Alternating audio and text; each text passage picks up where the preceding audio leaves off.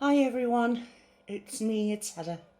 Yom Tov, and I hope you are all having a wonderful Wednesday.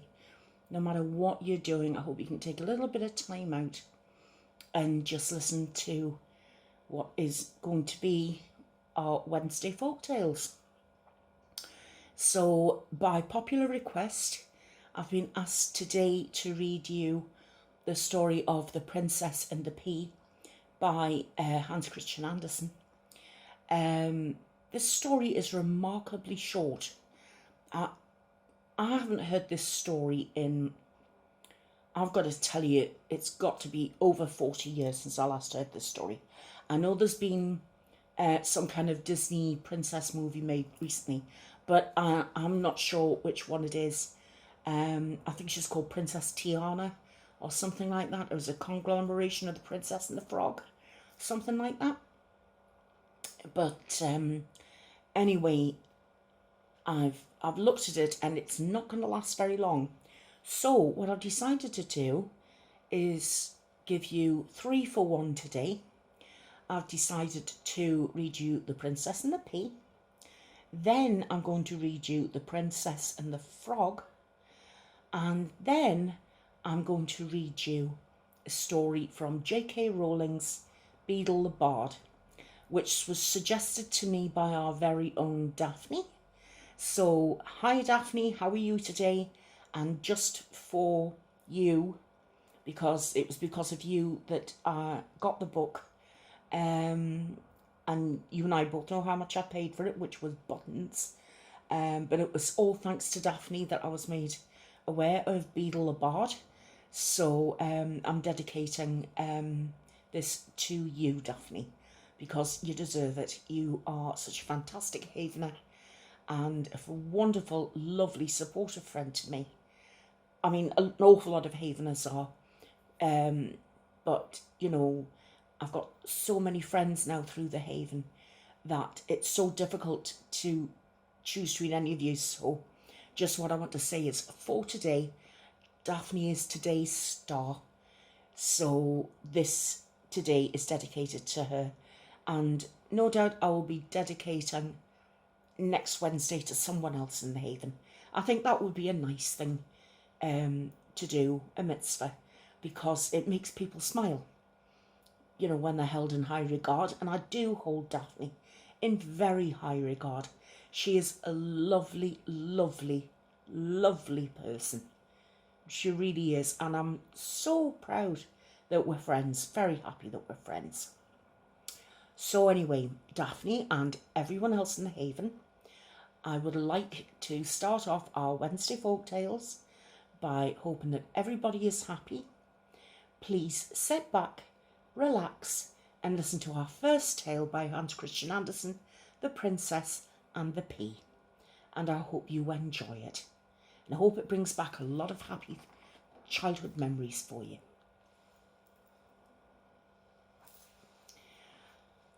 Once upon a time, there was a prince who wanted to marry a princess, but she would have to be a real princess, you know, a real one. He travelled all over the world to find one, but no, he couldn't find the sort of princess that he wanted. There were princesses enough, but it was difficult to find out whether they were real ones, because there are ways to find out if a young girl is a real princess or a fake princess. And Lord knows, I think we've known plenty of fake princesses in our time, and they didn't necessarily princesses, were they? Self-called princesses. There was always something about them that was not quite as it should be. So he came home again, and he was very sad, for he would like very much to have a real princess. One evening, a terrible storm came on. There was thunder and lightning, and the rain poured down in torrents. Suddenly, a knocking was heard at the city gate, and the old king went to open it. Why would the king go and open it? Doesn't he have, someone who would give him a hand and you know, like the Queen. You wouldn't have the Queen going opening the door at Buckingham Palace, would you? You know, she doesn't do that. She's got lackeys and servants to do that for her. Oh, I don't know. It was a princess standing out there in the front of the gate. But good gracious, what a sight! The rain and the wind had made her look awful. The water ran down from her hair and clothes. It ran down into the toes of her shoes and out again at the heels at the back. And yet she said she was a real princess. I am a real princess. I'm presuming that's what she sounded like. Well, we'll soon find that out, thought the old Queen.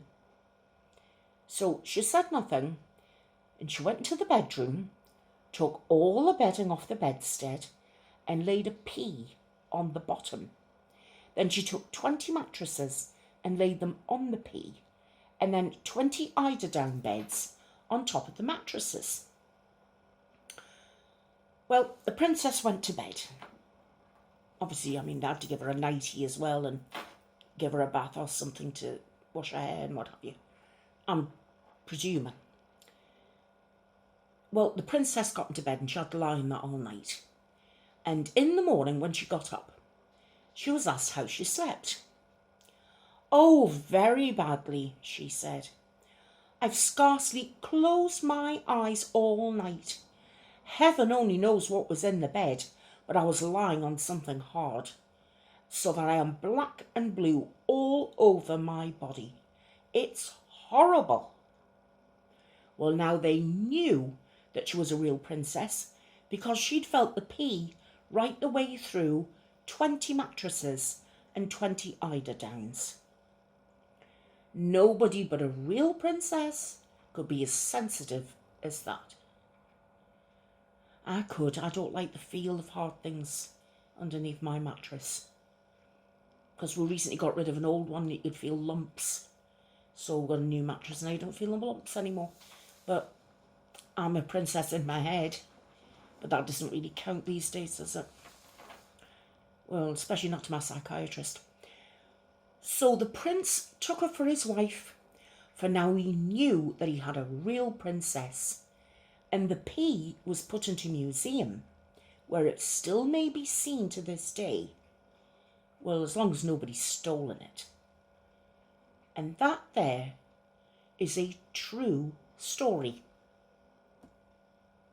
And that's it. That's the story of the Princess and the Pea. Right. 20 mattresses, 20 eiderdowns. I don't know if anybody is roughly of my generation, but some of you won't know what an eiderdown is. An eiderdown is a thick quilt, and it's normally made filled with duck or goose feathers. And it used to be sort of like have a pretty cover put on it, and like lovely ornate embroidery over patterns, and then in time they'd do it in this sort of like shiny satin polyester with pictures of flowers and stuff all over. And you flop them on top of you'd have a sheet, your bottom sheet, and then you'd have a top sheet, and then you'd have a couple of blankets, and then you'd have your eiderdown on top of that to keep you warm. And that's what it was like back in my day when I was, well, of course, only being 21, I wouldn't really know. I've read about it in books. No, seriously, that's what eiderdowns were. So, you know, just how sensitive was this girl? You know? I don't know. Kids today, eh? So, anyway, that was that story. Now we have story number 2. The Princess and the Frog. And this particular version comes from Germany. I'm sure that either... I can't remember if Hans Christian Andersen wrote this one as well, or the Brothers Grimm. But anyway, somebody wrote it, and I'm sure one of you will tell me in the comments, because as you know, my memory is getting worse as I get older. You know, being 21 is just hazardous to a woman these days. Or maintaining it, trying to maintain it. Right, are we ready? Are we settled? Then I'll begin. The Princess and the Frog. Once upon a time, there was another princess. Many a suitor came to the palace to win her hand in marriage. But it seemed to the princess that each one of them looked at her without really seeing her at all. You know, that's an expression that's always got me. You know, I'm going to talk to your father to ask for your hand in marriage. What about the rest of you? Why is he just interested in the hand? I'd like to take her hand in marriage. Why do you not say, I'd like to grab her arm in marriage, or grab her by the earlobe in marriage? Why is it that? If anybody's got the answer, please tell me.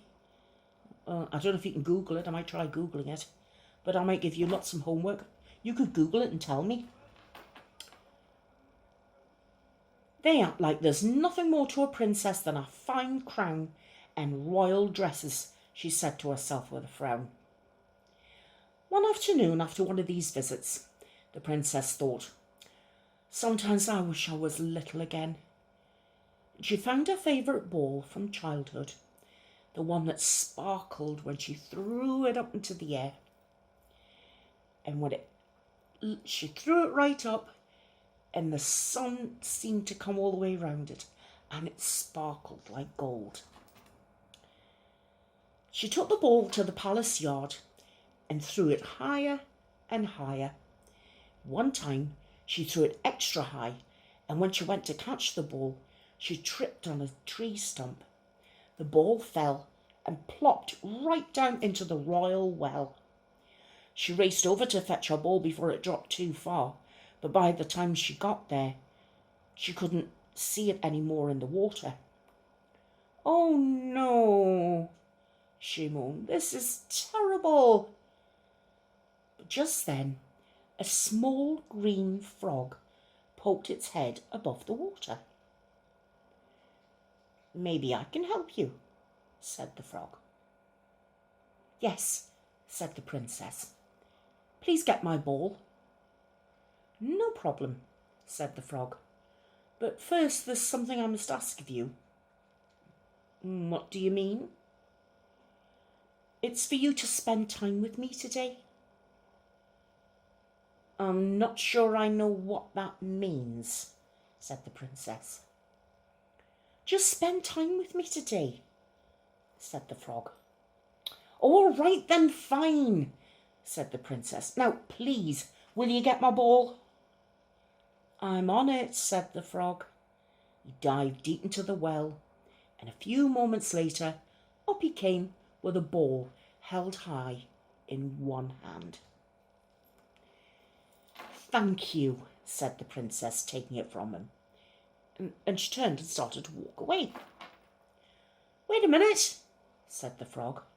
You promised to spend time with me today. I already did, she said with a shrug, and the princess walked back to the palace. That night at dinner with her family and the royal advisers, there was a knock at the door. The servant opened the door and saw no one there. The frog, standing down low, cleared his throat. The princess promised to spend time with me today, said the frog as loud a voice as he could. So here I am. Daughter, said the king from the far end of the table, did you promise to spend time with this frog, as he claims? Sort of, said the princess. And after a pause she added, Oh, very well, come on in. The servants quickly set a new place setting for the frog, and he hopped over to the royal dining table. Conversation turned to a topic of concern in the kingdom. None of the royal advisers knew what to do. Father, if I may, said the princess, maybe we could... Stop, said the king, cutting her off. I have enough advisers. Believe me, enough, I don't need to hear from you." "If I may," said the frog, and it was the first time he'd spoken at the table, "there's more to a princess than a fine crown and royal dresses, you know." The princess stared at the frog. How could this little frog, more than anyone else, understand such a thing? Oh, after dinner, the frog bowed to the princess. He said, "You've done what you said you would do. I suppose it's time for me to go now." No, wait," said the princess. "It's not that late. How about a walk in the garden?" The frog was delighted. The two of them walked in the royal garden, the frog hopping along the stone wall, so he and the princess were at about the same height level, and they could talk much more easily. They laughed about many things, and then later, when the sun set, they admired the deep rosy reds it cast in the sky. The princess said, "You know, being with you tonight was a lot more fun than I thought." "I had a very good time too," said the frog. "Who knew?" said the princess with a laugh. She leaned over and she kissed the frog lightly on the cheek. At once there was this puff of cloud and smoke, and a bang. The small green frog had changed into a young prince. Wow! The princess jumped back in surprise, and who could blame her? He was gorgeous. The prince quickly told her, Don't worry. I am a real prince. I couldn't sleep on 20 mattresses with a pea underneath them either. Never mind the eiderdowns. I'm a real bona fide prince. Crown. He said, "Don't worry, everything's fine." Years before, an evil witch had put a spell on him, saying that he would have to stay a frog until he was kissed by a princess. The witch had laughed at him and said, "Like that will ever happen." Because that's how witches laugh, apparently. But guess what? It did happen. The princess did kiss the frog, and now he's back to being a prince again. Now the prince and princess could get to know each other better, and years later, after they were married, they had a beautiful setting made for that little golden ball, and they placed it in the middle of their royal dining table, and when the sunlight shone through the palace windows, the ball would sparkle for all to see. And that was the story of the princess and the frog. So what do you think of that one? Did you enjoy that one? With some cheeky person throwing the sides in. Now, here comes your 3-4-2 series today. And here we have it. This is The Tales of Beedle the Bard by J.K. Rowling. It says J.K. Rowling at the bottom there. You see that? There we go. And apparently Daphne told me, because I actually hadn't heard of this, because I've got to admit to all of you, and this is where you start unsubscribing in droves, but this hair, I'm actually getting my hair cut this weekend, and honestly, I can't wait.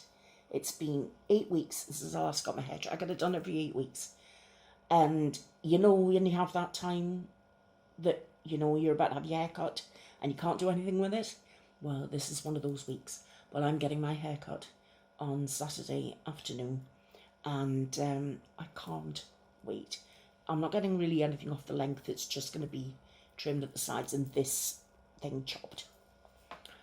Anyway, I have to confess to all of you, I've been hiding something from you for all the length of time that we've been in the Haven, and I hope you can forgive me.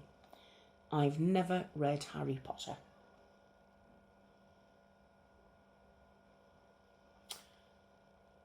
did try the one that we call Harry Potter and the Philosopher's Stone.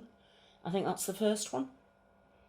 Or the Sorcerer's Stone. I don't know, because in America it's titled differently. And I can't remember which way around it is. It's either the Sorcerer's Stone or the Philosopher's Stone. Well, anyway, that's the first one. Now, I've seen all bar 2 of the movies, and I found them much easier. You know, the movies I really enjoyed. Mr. Snape, he was a bit of all right. God bless Alan Rickman. And Hagrid, because I've got a thing for guys that look like Hagrid. Anywho, I couldn't get into the books. I just couldn't, and I am a voracious reader. I really am. I've actually got 4 books sitting beside me. One I'm reading now, and then there's the next 3 in the series. So I'm going to be kept very, very busy. But I'm totally sorry I could not get into Harry Potter. And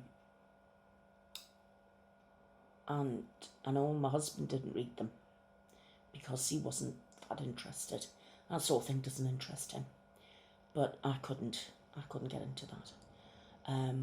But anyway, Daphne told me about Beedle the Bard, and she said there was one particular story, because there's 5 stories in here, and then Professor Dumbledore gives sort of his notes on the story after each one, and then J.K. Rowling does a little bit in as well. And these books were written to support a charity called Lumos, which is ending the stigma about orphanages and how children should be kept at home or with families instead of going into orphanages.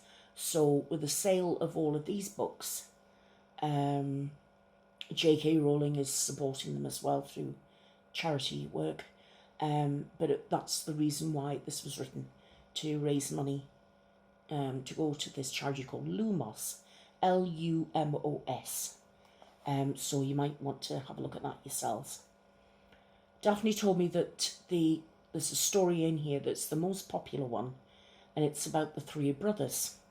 So I'm going to read that one to you, and then I'll read the next 4 chapters over the next 4 weeks. So with your permission, I would like to now read for you The Tale of the 3 Brothers by J.K. Rowling, or aka Beedle the Bard. Are you sitting comfortably? Then we'll begin. There were once 3 brothers who were travelling along a lonely, winding road at twilight. In time, the brothers reached a river too deep to wade through and too dangerous to swim across. However, these brothers were learned in the magical arts, so they simply waved their wands and made a bridge appear across the treacherous water. They were halfway across it when they found their path blocked by a hooded figure. And Death spoke to them. He was angry that he'd been cheated out of 3 new victims, for travellers usually drowned in the river. But Death was cunning. He pretended to congratulate the 3 brothers upon their magic, and said that each had earned a prize for having been clever enough to evade him. So the oldest brother, who was a combative man, asked for a wand more powerful than any in existence, a wand that must always win duels for its owner, a wand worthy of a wizard who had conquered death. So Death crossed to an elder tree on the banks of the river, fashioned a wand from a branch that hung there, and gave it to the oldest brother. Then the second brother, who was an arrogant man, decided that he wanted to humiliate Death still further, and asked for the spell to recall others from death. So Death picked up a stone from the riverbank and gave it to the second brother, and told him the stone would have the power to bring back the dead. And then Death asked the third and the youngest brother what he would like. The youngest brother was the humblest and also the wisest of the brothers, and he didn't trust Death. So he asked for something that will enable him to go forth from that place without being followed by Death. And Death most unwillingly handed over his own cloak of invisibility. Then Death stood aside and allowed the three brothers to continue on their way, and they did so, talking about the wonder of the adventure they'd had and admiring Death's gifts. In due course, the brothers separated, each for his own destination. The first brother travelled on for a week or more, and reaching a distant village, he sought out a fellow wizard with whom he had a quarrel. Naturally, with the elder wand as his weapon, he couldn't fail to win that duel that followed. Leaving his enemy dead upon the floor, the eldest brother proceeded to an inn where he boasted proudly of the powerful wand that he had snatched from Death himself, and how it made him invincible. Well, that very night, another wizard crept upon the oldest brother as he lay wine-sodden upon his bed. The thief took the wand and for good measure slit the oldest brother's throat. And so Death took the first brother for his own. Meanwhile, the second brother journeyed to his own home, where he lived alone. Here he took out the stone that had the power to recall the dead, and turned it 3 times in his hand. To his amazement and his delight, the figure of the girl he'd once hoped to marry before her untimely death appeared at once before him. Yet she was silent and cold, separated from him as through by a veil. Though she had returned to the mortal world, she did not truly belong there, and she suffered.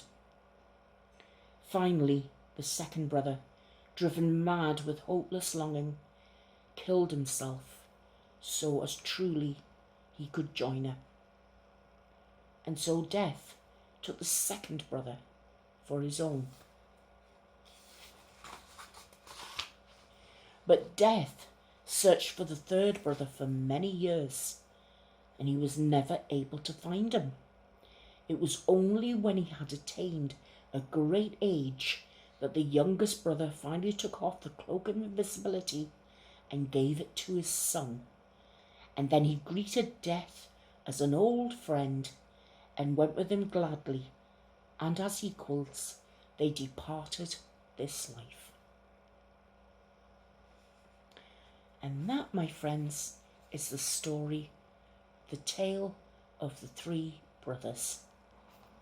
And next week I will read to you the first story in the book, which is called The Wizard and the Hopping Pot. Now, I need to ask you if you would let me know in the comments what you thought about the stories for this week. I do hope you enjoyed them. Do you have any requests for other stories that you'd like me to read for you? Or do you not mind and just want me to choose them for you? Because so far we've been working on requests that you guys have asked for. So if you all ask, or if there's a majority asking for one particular story, then I'll certainly read that for you. But if I don't get any sort of preferences or requests, then I'll just go ahead and find some folk tales from around the world and see if there's time. If they're short, then I'll read 3 stories, and if it's a longer one, And if it fits in the 30-minute-ish mark, I'll just read 2. But I hope you've liked your 3 separate stories today. It was nice being able to do something, you know, a little bit extra for you all. And like I said, this episode, this week is dedicated to our Daphne. So I hope you enjoyed the stories this week, Daphne. And it felt good being able to do something nice for you for a change, because you're always being so nice and kind to me. So, you know, and I hope I'm able to do something again for you in the future, you know, because it's nice. It's always nice when you can do. I've always been much better at giving than receiving. And although it is nice to get things done for you, it's an even better feeling when you can do something for someone else. Because, I mean, I know I can't see Daphne, but in as much as I know her, I know she'll be smiling. And that gives me a good feeling inside. It's a good vibe, you know. It is. It's always nice when you can do something for someone, especially when they deserve it. Anyway, guys, like I said, I hope you've enjoyed this week's stories. For those of you who are into our paranormal club, I will see you on Friday for episode 3 of the Uber for the Dead, and or you know, Uber for the Paranormal, I should say, and we'll find out why Angela has come back to talk to Jim. I'm going to find out all about that and see if we meet any new characters that happen to ride with Cerber. And as for the rest of you, all being well, fingers crossed, I'll see you on Monday. So until then, take care, and I hope you have a lovely weekend, or the rest of the week ahead. I hope it all goes really well for all of you. I love you all. Bye for now.